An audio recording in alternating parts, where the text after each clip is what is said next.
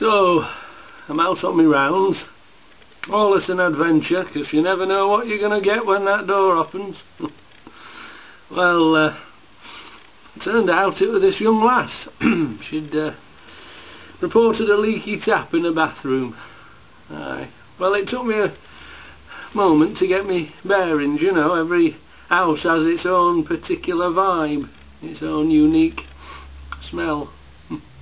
Nothing too offensive, you know. I've certainly smelt a lot worse. Let's just say I think it's been a while since them carpets have been shampooed. Anyway, single mum, fag on the go. Aye. Face like a burst couch. Man, she looked rough. Said, oh, it must have been a good night then. You know, crack a gag, put her at her ease. She just stared at me. Lit another fag.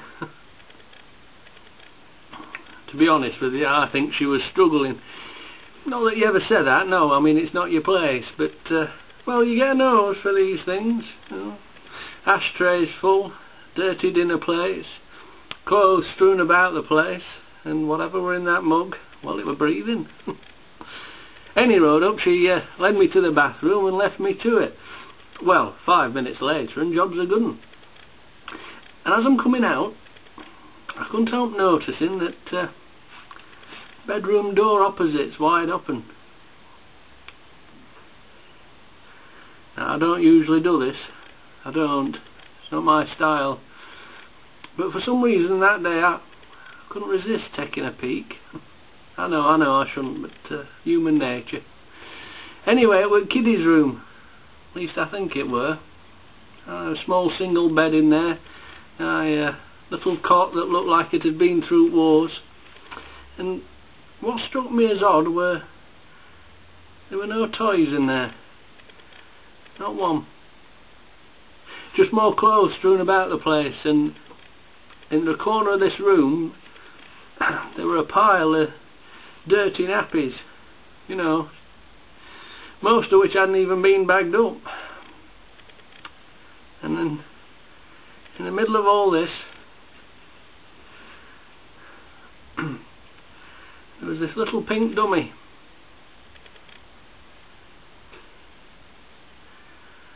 I don't know why that got me, but it did. Anyway, a minute later I'm back in the living room and I see her swallow something. She looked at me. "It's for me nerves, you got a problem with that?"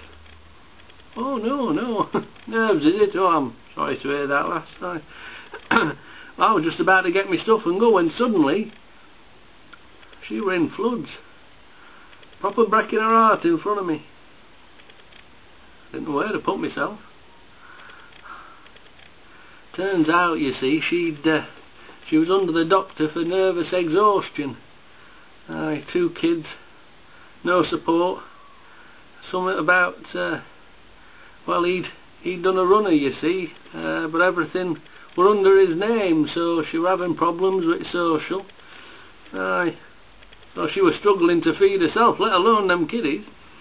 And I said, well, you can't carry on like this, can you? You know, I mean, you're going to have to do something, you know. Thought of them little kiddies sleeping in that room. Well, it turned my stomach just to think of it. So I said, well, you've no choice, have you? You know, you're going to have to go to social services. If not for yourself, well, for them kiddies.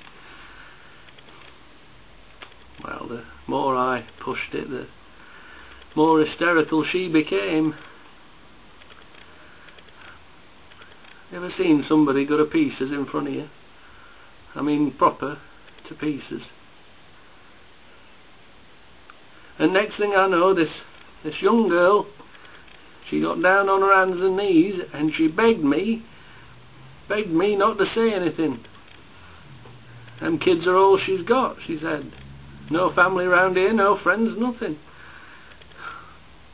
Well, what do you say to that, eh? You know, because you know if I did say something, you know them kids that have them. Well, I didn't feel guilty so much. No, not guilty, no. Helpless. And that were it. Helpless. So I didn't say anything. How could I?